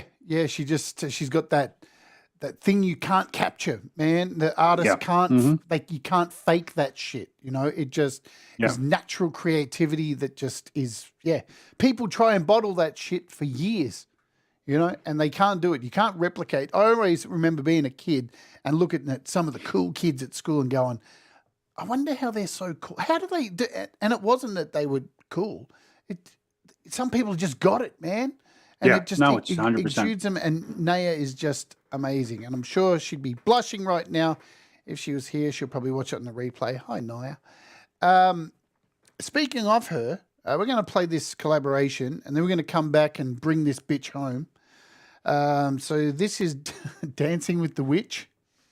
Yep. Now, this is what I call your... I think your what's that costume shop you have in the US there?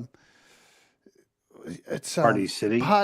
Is this your Party City moment? Everything. I'm more of an Amazon costume shop. All right. Because I can buy them, shoot the video, and then return them. Man, that's cheap. I know. But who wants a warlock or whatever costume it is? Yeah. Oh, man, I've got a box full of that shit. I love it. I feel like a child. All right. We are children. We are, aren't we? You know, I tell you what, I'm 50 years old. I know, you know, there's a lot of us who are creeping around that age. And I don't feel it. My body feels it. I feel decrepit in every way. My body tells me every day, you're nearly dead, bitch. But in my mind, I don't feel it. And I think it's partly because we have this community where I can just get up here and be a dickhead every day. Yeah. And no one judges me unless I release a song that's classed as hate speech. Then YouTube judges me. So anyway, let's play this song. This is Dancing with the Witch. And then we'll bring this sucker home, folks. So thank you all for being here, hanging out. Let's do this. Get my queuing up skills happening. All right, I think we're good. Let's do it. We'll see you back here shortly. Boom.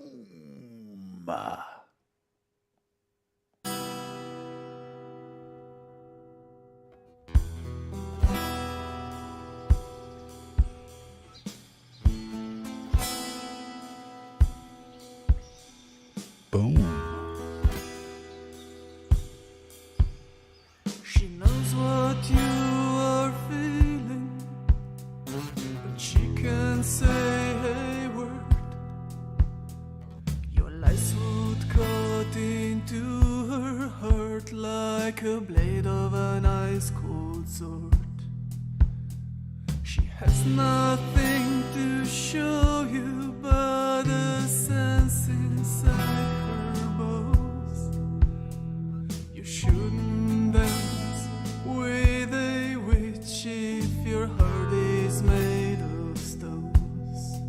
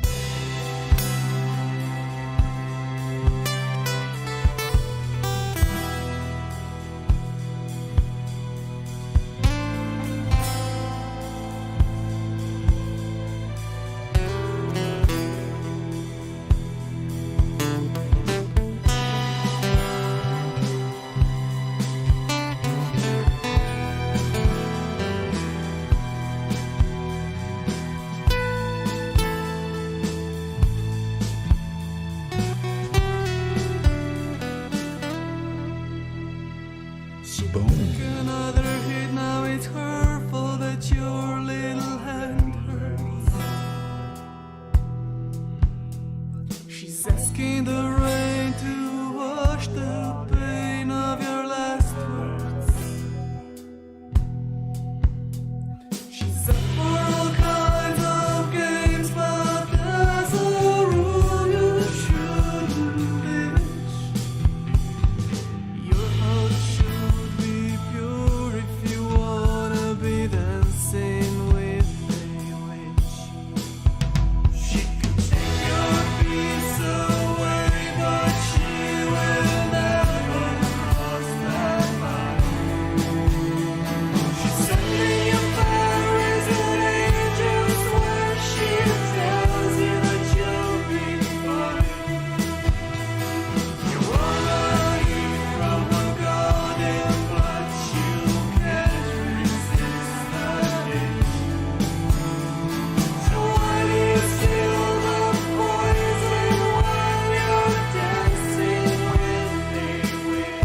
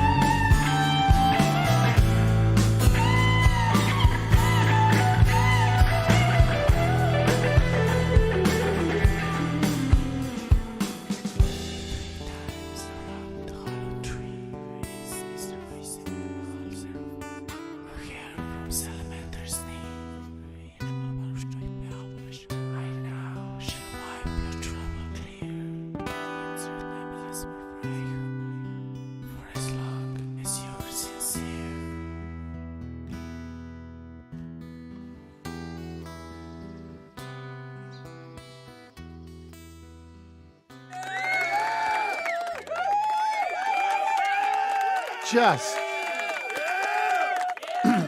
one of the reasons I wanted to have you on the show, right, was to because we've seen these songs all like spread over time, and I don't think people when you have somebody on when I have someone on the show, it gives me a chance to play a catalogue of stuff, find out about you, and see it all together, and just see how eclectic you are. I mean, even today, my eyes are even more open just to see. It's interesting, as I said, when songs are spaced out, like you drop a song here, you drop a song there, you don't see it. And when it's all together, you see there's so much variety in your stuff. You're so, multi-dimensional. I love it. And you have an incredible collection of people there to help, which, you're in a fucking awesome position. And that's going to lead me Thank you. to the next place of, so you recently are doing live streams now. And performing live and a bit of behind the scenes, folks. I sent Dom the normal welcome message I send everybody saying send me 6 tracks. And Dom did a fantastic job of sending me descriptions for every song, which I didn't need, but I thought it was very, very delightful. And he says to me in Dom's way, very domineering at times, says, and I'd like to perform this live and I'd like to do this. And I wrote back and said, no, you're not doing that at all, Dom. You play live every fucking week. We don't need that, right? I want to play these songs and spread them out. But what is exciting, and the point you made in that email is you've been playing live and getting a feel for all these new songs that you're going to be recording soon. And it's an interesting way to look at stuff because we talked about this on your show this week. Up until now, you've been recording songs on the fly as here's some drums, let's put this together. Now you're in a position from these live streams, you've got a whole collection of songs that are written on acoustic and these could go anywhere. So what are your thoughts for for the new material as you head into this next recording phase? I don't know. Perfect I'll answer. tell you the truth. I mean, my idea was I wanted something that had more consistency. So I've tried to write songs so if I were to make an album, the album would have a flow of peaks and valleys, rather than every song having it, have it spread out over like 40 minutes or an hour. How I'm going to achieve that, I have a clue. And frankly, like the longer I go without recording something, the more nervous I am to do it. I don't know why. I'm just in my head. But probably after the summer, I think I'll probably start trying to record them because summer's tough to do it.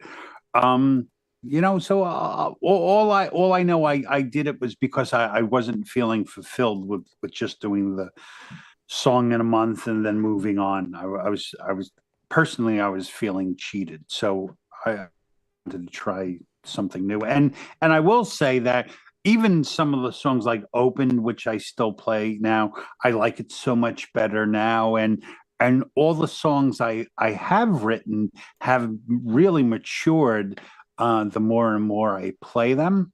And so my thought process was I can't even perform half of the songs I've made prior to this. Yeah. So if any song I play in the future, I want to be able to do an acoustic version of it from start to finish.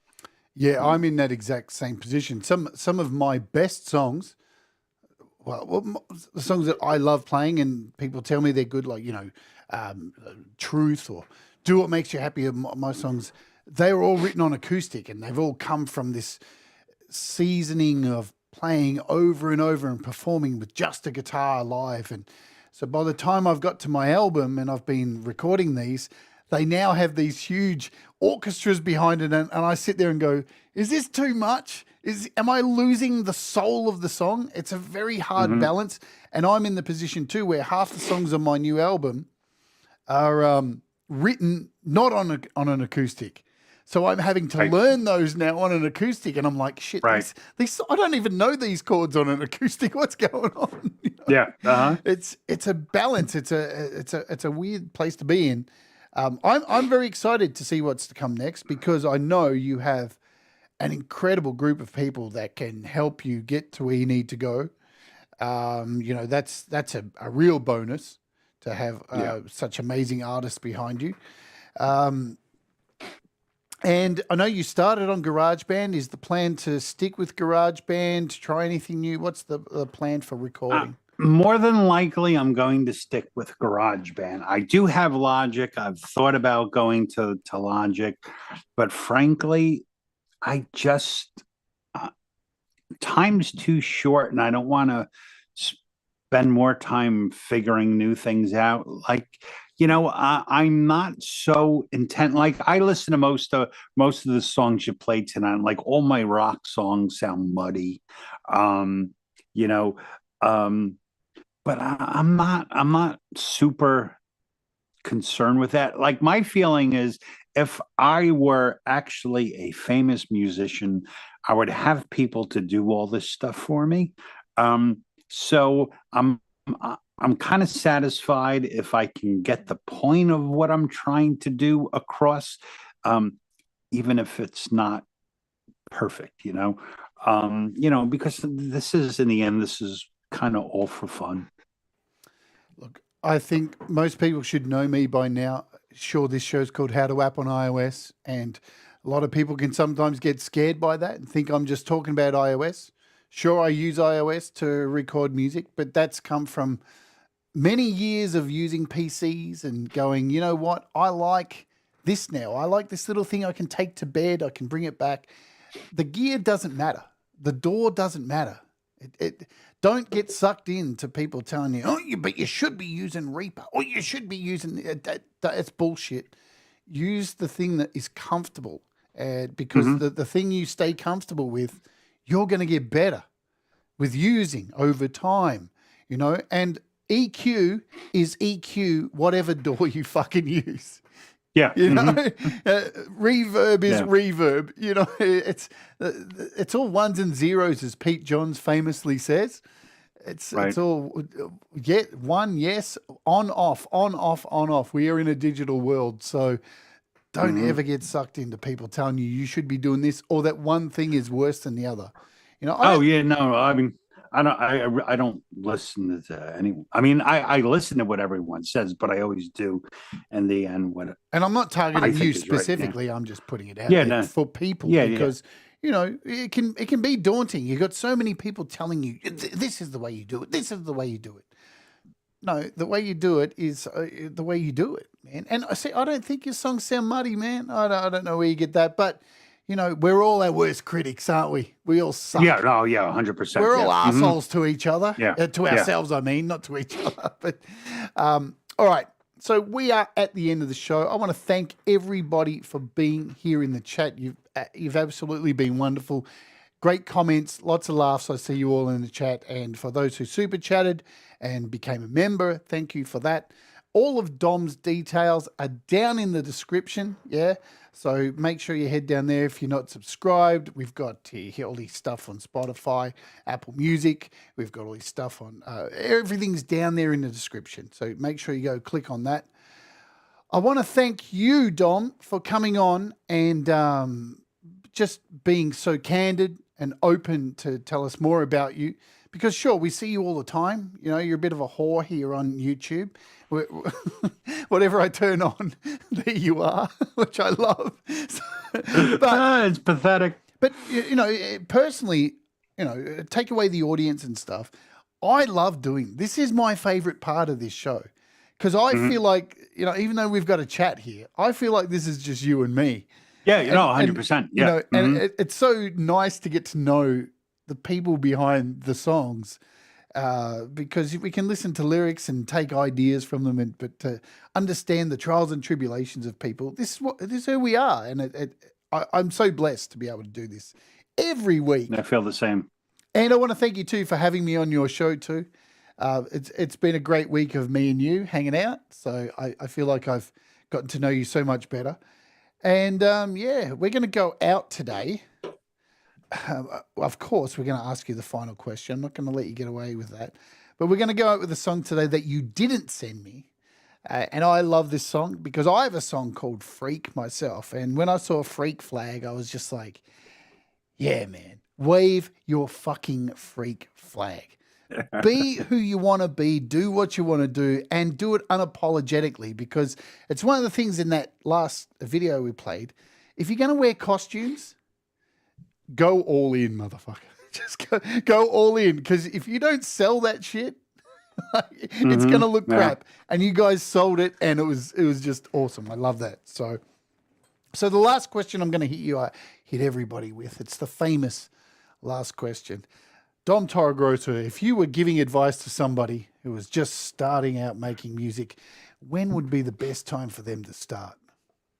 Now would be the best time to start.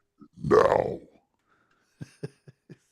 It's such a hard question, I know. I don't even know why I put it in there, but we've got to reiterate it. There is no time like now. Just do it and enjoy it and make mistakes and screw up because it's you know, it's good fun. All right, and I like Andy's comment here. Yesterday, absolutely. All my troubles seem so far away. All right, we're going to go out. We're going to play Freak Flag. Thank you very much, Dom. Anything you want to say to your adoring fans? Anything you'd like to say? I just appreciate all you guys coming here, and that's really it. All righty, we are out of here. Let's do this. This is Freak Flag. Remember, folks, do the things that make you happy. Mistakes make you better, and we'll all rise together. Dom has a show coming up in a couple of hours after this. I do maybe 1 hour, 2 hours, is it? Like an hour, yeah, an hour 45. Almost 2 hours. So him and Chris Lane Sr. will be shooting the shit. I got a show tomorrow. I'm going to do a late night Logic session, opening hour. All that kind of stuff is happening. All right. enough plugs. Oh, I will plug one more thing before we go, because next week, let me let you know, we have another special guest on the show, and it is the 15th Bend. He is on the 15. show next Awesome. week. So hopefully you can come and join us for that. We're going to find out a little bit about the fender bender, as I like to call him. All right, let's do Nice. this. This is Freak Flag. We'll see you all later, my friends. Everything. Take care, folks. Bye. Thanks. I do sleep.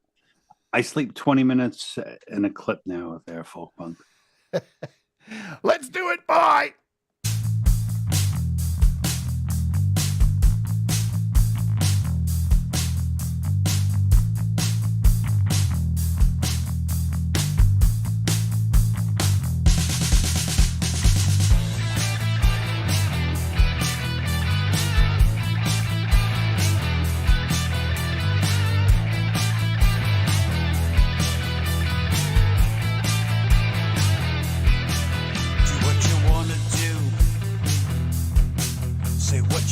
Say,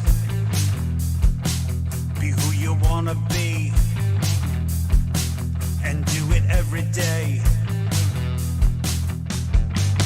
If you got desire, let your free flag fly. Wave it higher and higher. Tell the world that you have arrived.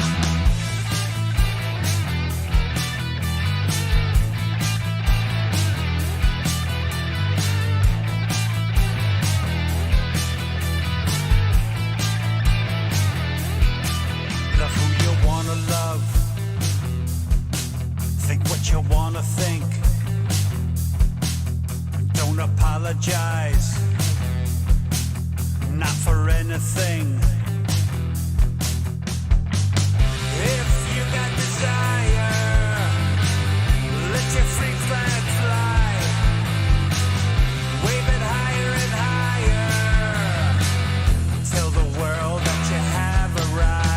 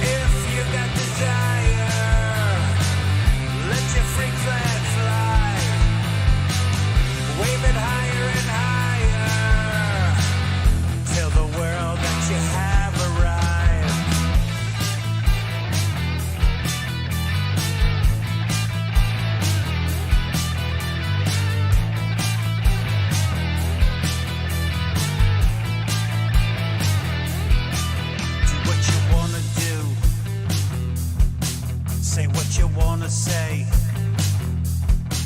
be who you wanna be, and do it every day.